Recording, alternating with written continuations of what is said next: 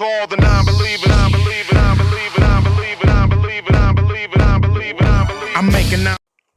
What's up, y'all? This is Jay Varsity, and welcome to another episode of NBA Talk. This is a mini podcast series in which I go over game takes, sometimes NBA news, but mostly game takes and opinions on different stuff going on in the NBA.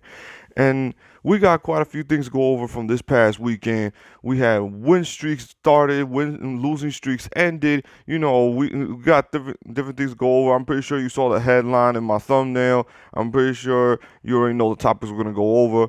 So we're gonna get right on to it. If you are new, please hit the subscribe button. I would appreciate it, and like this video if you like basketball content.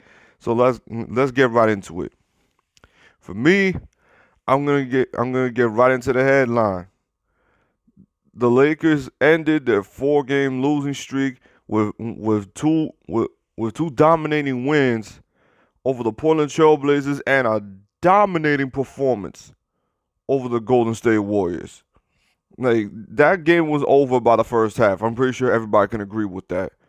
The Lakers, with just getting Dennis Schroeder back, they look like a whole different team. And I saw it in the game against the Blazers. They were more active defensively. Their offense looked a lot more fluent. Dennis Schroeder broke down defenses. It was just, you saw the effect that it had, and you saw the effect of why they were missing that ball handler that made their offense that much easier, and that's why that's why it killed me when it's the 4-game losing streak. You heard the media, and you had fans all over social media criticizing that their season was done and all sort of stuff. But as soon as Dennis Schroeder gets back, they start playing the basketball they're supposed to be playing. But then that was a statement game against Golden State.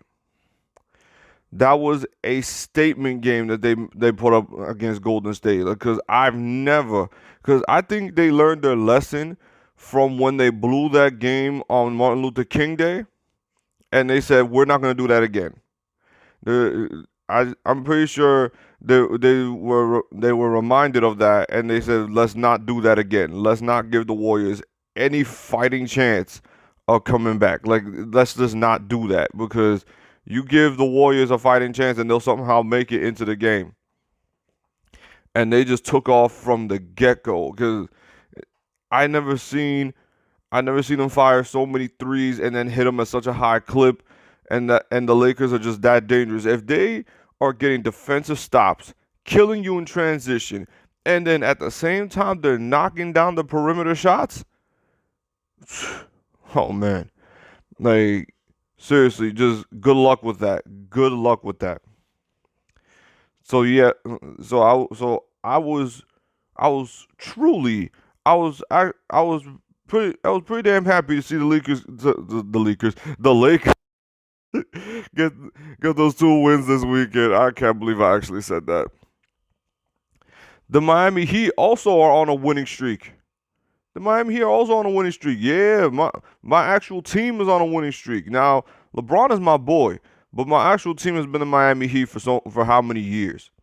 And the Miami Heat are back on a winning streak. They're back in the winning column. At least they're in the playoff race. The standings in the Eastern Conference are just so shaken up. But let me get back to the Heat first before I mention that. The Miami Heat played the Utah Jazz on Friday, and they got a pretty convincing win. They got a pretty convincing win, even though the Utah Jazz played great themselves. The Utah Jazz are still playing some great basketball. The Miami Heat just out hustled them, and they outplayed them in certain aspects of the game. And you know the Miami Heat way, when the team is completely healthy, this team will defend. So I'm pretty sure they made their lives a whole lot tougher when it comes to that game against the Utah Jazz, and they got the win over the Atlanta Hawks. So Miami is now on a 6-game win streak, and I couldn't be happier. Like, it just it was. Isn't it funny? Like we mentioned Bobby Shmurda, and wasn't it just about a week ago how people that people were criticizing the Miami Heat, talking about the finals run was a fluke and all that, and then all of a sudden Miami's back healthy and they're playing winning basketball, and I don't hear a peep. I don't hear a peep out of anybody. But yes, I'm very happy to see that consistent basketball back. I'm happy to see consistent basketball from the Miami Heat, and I'm relieved to see that winning basketball from the Lakers again. We had a thriller in Milwaukee yesterday. We had a thriller in Milwaukee yesterday. The Los Angeles Clippers and the Milwaukee Bucks. That was a very intense game. If you watched it yesterday, then you know that game was intense. The Clippers were trying to end that losing streak they had against Milwaukee in the regular season. The Milwaukee Bucks have beaten the Los Angeles Clippers 3 straight times, and it just went down to the wire. Both teams, they were struggling with their shots. They were both trying to get the shots in the paint. Giannis, 17 points in the fourth quarter, leading and finishing the comeback, because the Clippers had a pretty decent lead. The Clippers had a pretty decent lead, and as soon, I believe it was as soon as they got to 100, the Milwaukee Bucks, that's when they started to make their run. And Giannis with that big statement dunk with 10 seconds left on the clock. That was nice. And then the Clippers, they just fell apart. In the last 4 minutes, the Clippers took 9 shots, and all 9 shots came from either Kawhi Leonard or Paul George. This can't happen against the elite teams. You can't have that happen against the elite teams. You can't be content with just having the big lead and then you can't find a way to make another shot. That is 4 minutes. 4 minutes in a basketball game it feels like 20 minutes. Because when you got the foul calling, then sometimes you got the reviews. It feels like the fourth quarter takes more than 20 minutes. So 4 minutes for the Milwaukee Bucks to come back. They're just like, okay, say less. They're like, okay, say less, then. And that statement dunk by Giannis was like, hey, you're not gonna get me with this time, because he was finding his shooters. I think Giannis, I'm not gonna lie, I think Giannis has finally figured out how to beat that wall defense again, because we've seen the different varieties of that wall defense of you throw 3 defenders ahead of the free throw line, you have a guy ready for a charge right under the rim, and I think Giannis is starting to figure all these varieties out. Because you saw every time that he saw a mini wall, because the Clippers would try to have Nicholas Batum and then have Serge Ibaka on as a help defender, and he would find a shooter very quickly. So I think Giannis is really starting to pick that up. He's really starting to pick that up, and he's starting to see his footwork. His footwork is starting to slowly improve, because he's seeing, hey, I can't just bulldoze my way into the rim as much anymore, because people already know I'm going to do that. But it's not like they're going to completely stop me, but they're going to be ready for a charge. So I saw possessions where Giannis was pump faking. He was pump faking using his footwork to get easy layups, and that was very nice to see. The Clippers just had an off night, man. Patrick Beverley was having an off night. Kawhi Leonard couldn't get the game tying 3. Paul George with a really short shot. Like I think I think we've grown to be accustomed to Paul George hitting these short shots in closing moments. We just grown used to that. Even though Paul George is having a, a fantastic season, he's having a fantastic season in my book. He's just gone absolutely nuts. But again, this is the regular season. I want to see what Paul George does in the postseason. If he wants to really prove his redemption, he's got to do that in the postseason. The Phoenix Suns and the Minnesota Timberwolves, Devin Booker with 43 points in 3 quarters. This man, Devin Booker, is a walking bucket. And I don't think it's any news to anybody. Devin Booker is a walking bucket. And for them to say that he was going to replace Anthony Davis in the All-Star game, I still say it was well deserved, but I don't think it should have ever came into the subject of him replacing somebody. He should have been an All-Star in the first place. He should have been an All-Star in the first place, and you clearly saw why he should be.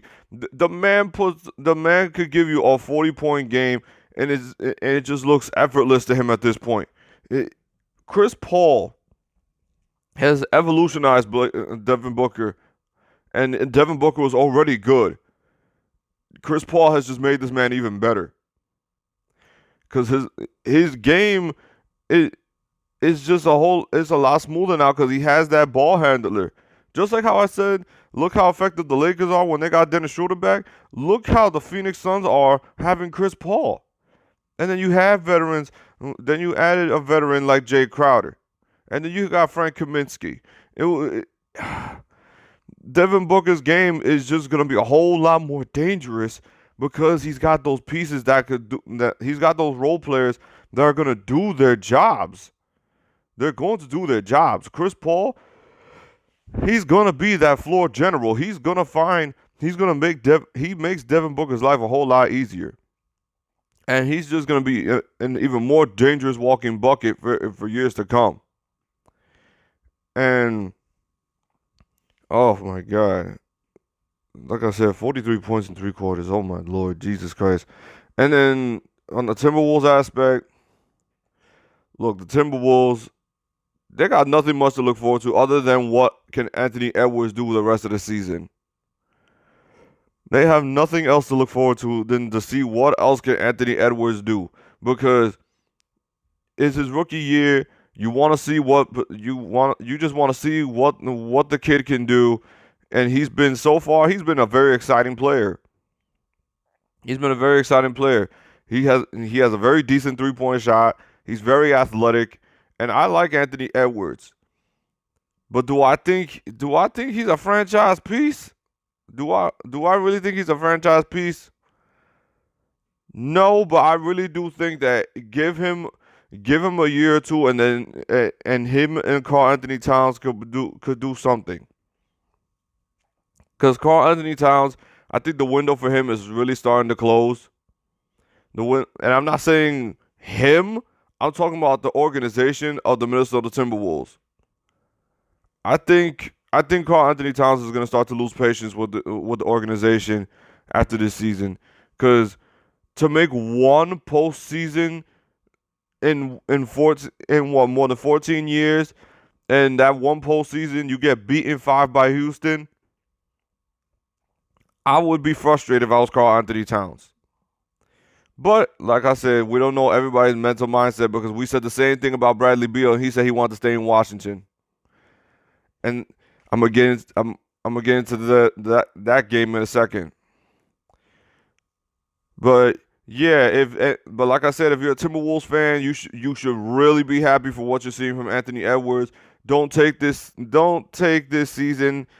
Don't be completely disappointed in this season, because let's be honest, you dealt with injuries. You didn't have Karl Anthony Towns to start the season, and the Western Conference is just that good.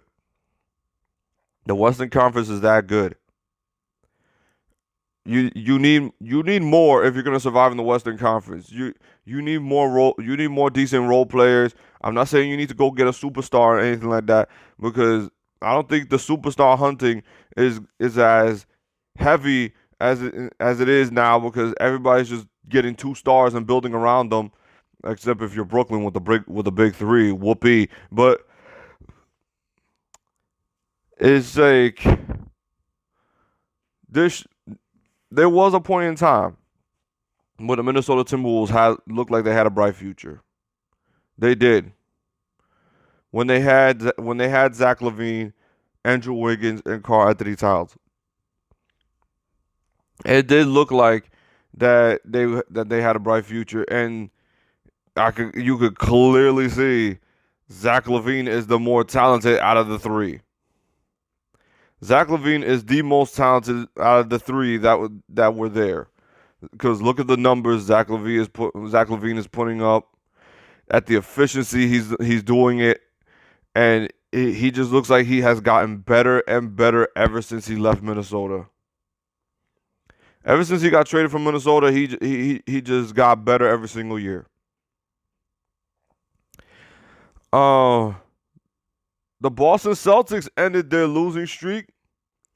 The Boston Celtics had to end that losing streak after the heavy criticism they've been getting in the past week, and even I have been giving heavy criticism to the Boston Celtics. I'm still going to give my criticism, because I still think this roster really messed up in the offseason. I still think that Danny Ainge did not make enough to push this team into that contention state, and you could clearly see from how they barely beat Indiana.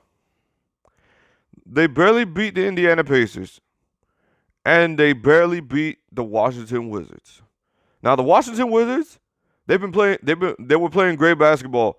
They've been playing great basketball this past week. Don't get me wrong. I'm not disrespecting the Washington Wizards. The Washington Wizards have been playing great basketball in the past week, and I believe they were on a winning streak going into this game against Boston.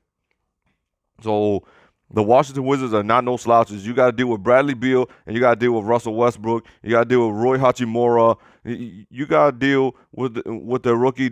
I can't say his last name, so I'm just gonna say Danny something. I can't remember.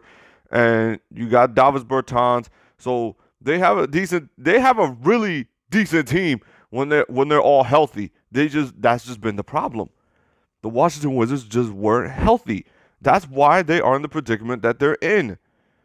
And Bradley Beal, another big performance with 43 points, and it all just came down to Jason Tatum hitting the game winner in the last 10 seconds. And I couldn't believe the Washington Wizards actually blew that.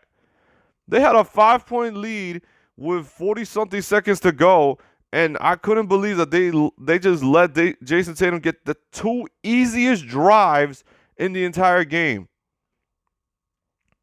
He was practically wide open for 2 consecutive drives. Like I couldn't believe it. Or was it 3? Because they were down 5. He walked to the rim. He looked like he walked to the rim.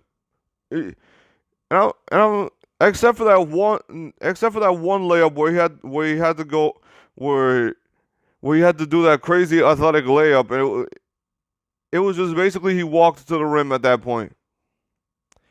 I just couldn't believe that from the Wizards side, but from the Boston Celtics side, they needed those 2 wins.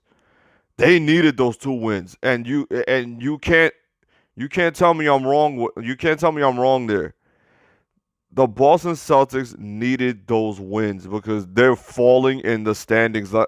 They are falling in the standings. They're under 500. I believe they're just about 500 now. And you would think a team like the Boston Celtics, they shouldn't be in a predicament like that. I expressed all that in my last episode. Go check it out if you want. Go check it out if you wanted to hear more about that. But speaking of the Eastern Conference being shaken up, the New York Knicks are the 4th seed. The New York Knicks are the 4th seed. Oh my God. I never thought in my life that I would say the New York Knicks are playing consistent basketball. Tom Thibodeau has got this group working. I think Tom Thibodeau should be in the conversation for Coach of the Year because he has single-handedly turned this New York Knicks team. He has turned around this New York Knicks team from what they were last season. Last season, we could all say the New York Knicks were a laughingstock. They were a laughingstock. You had to deal with the fact that Kyrie and KD, they picked Brooklyn over the New York Knicks. That was the biggest humiliation. And then this season, they get James Harden. It's like, but then the Knicks are just saying, in their way, we don't care if Brooklyn got James Harden. We don't care if Brooklyn got James Harden. We're gonna do what we do, and they're showing it and they're proving it. They don't care what Brooklyn is doing. They are doing their own thing, and it's very enjoyable to watch. It's the NBA is always good when the New York Knicks and the the LA teams are good. It's true. What I have to agree with Stephen A. on this part. The NBA is fun again when the New York Knicks are good. You got the New York Knicks; they're playing consistent basketball. I'm gonna mention the Brooklyn Nets in a little bit. The New York Knicks, they're just so damn fun to watch. With R.J. Barrett, Derrick Rose, Frank Ntilikina, Julius Randle, Kevin Knox, Mitchell Robinson, they just play. They just have that chemistry, and on the defensive end, you just see, it's Tom Thibodeau all over, because these guys don't stop. These guys don't stop. Now, granted, they're one game above 500, but still, to be the 4th seed, which is why I'm saying the Eastern Conference is being shaken up, because the Miami Heat were in the 4th seed just a day and a half ago, and now the New York Knicks are the 4th seed. It's just wild. The Eastern Conference, from the 4th seed down, the Eastern Conference is going to be shaken up anytime somebody gets a win. Anytime somebody gets a win, the Eastern Conference standings are going to get shaken up like crazy.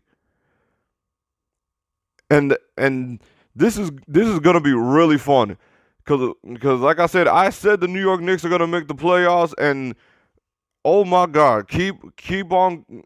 I can't believe I'm saying this. Let's go Knicks, because I need my prediction to come true. I have the Knicks making the playoffs, and I don't know how many people said I was bugging out when I had the New York Knicks making the playoffs.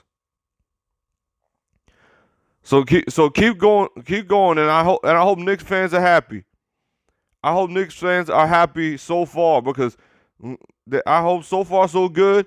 You Knicks fans are happy. The Brooklyn Nets played the Dallas Mavericks on Saturday.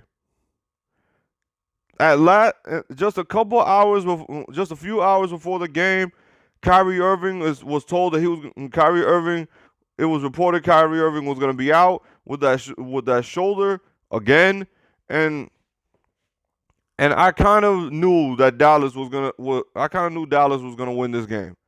I knew Dallas was gonna win this game, and you kind of saw how easily, because the conversation about Brooklyn's defense was starting to fade, but now it's going to get emphasized again because of how easily the Dallas Mavericks were getting into the paint again.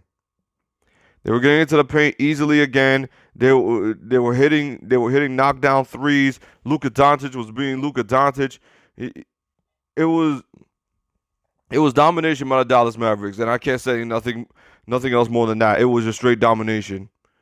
They were getting killed. They were getting killed on the boards. They were getting killed on the defensive. They were locking them down on the defensive end. Luka Doncic was just getting easy step backs. Luka Doncic has been on a hot streak, and now I look dumb for saying that Luka Doncic was making me look bad. I'm not saying he's in the MVP conversation. He's well on his way out that door, because if he was playing like this since the beginning of the season and Dallas was winning, even though, granted, situational protocols and injuries and all that other stuff, I believe Dallas would have been playing a lot more consistent basketball at that point. But at least Luka Doncic is playing this basketball now, because they need Luka to play this kind of basketball now in order to be in the postseason race.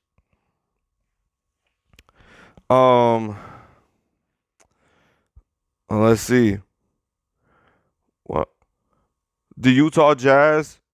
Like I said, the Utah Jazz are still playing.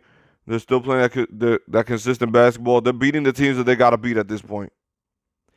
They are beating the teams they gotta beat. They are shooting at a very high clip from the 3-point line.